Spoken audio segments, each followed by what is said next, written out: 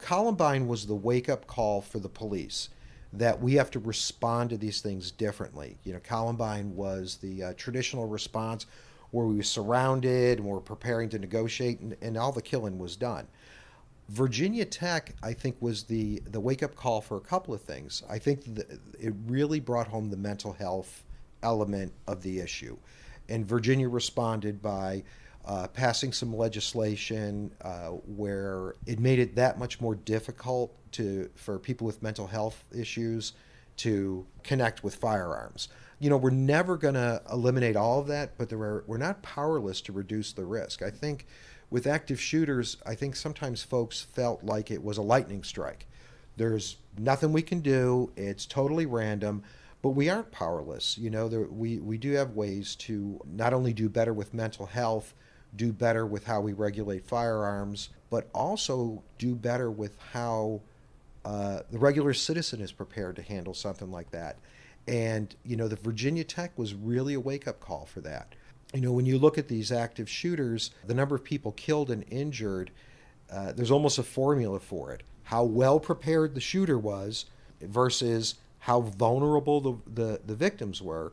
So if you look at something like Sandy Hook, even though it wasn't really well prepared, well, the victims were so vulnerable, you had a really high death toll. Virginia Tech, the shooter was so well prepared. It was such a well prepared and well planned attack.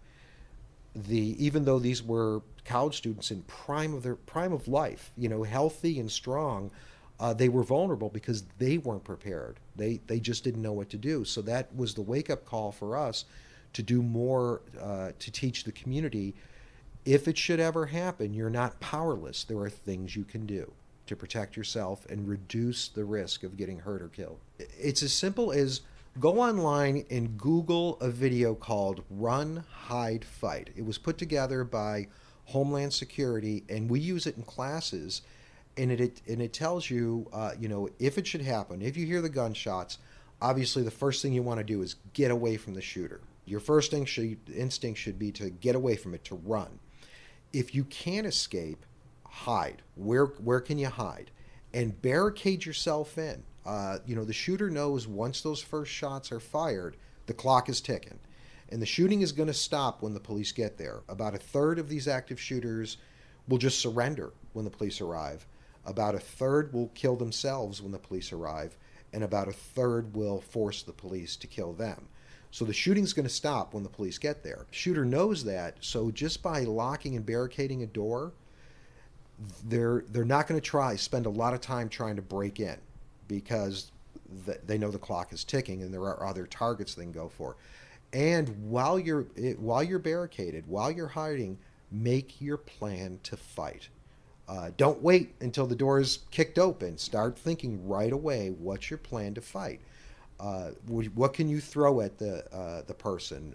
Swing a chair, swing a fire extinguisher, throw a hot pot of coffee. If you're with others, plan something together. Who's going to do what? Be as aggressive as you can, and it's sort of like I use the analogy. You always see on Animal Planet every once in a while the surfer who's attacked by the shark and fights and fights and fights. And the shark just, hey, there are easier meals out there. You may not disarm him, you may not disarm the shooter, but you're too hard of a target. They'll move to an easier target. They'll go look for an easier one. It's unfortunate we have to learn this way. The important thing, though, is that we learn.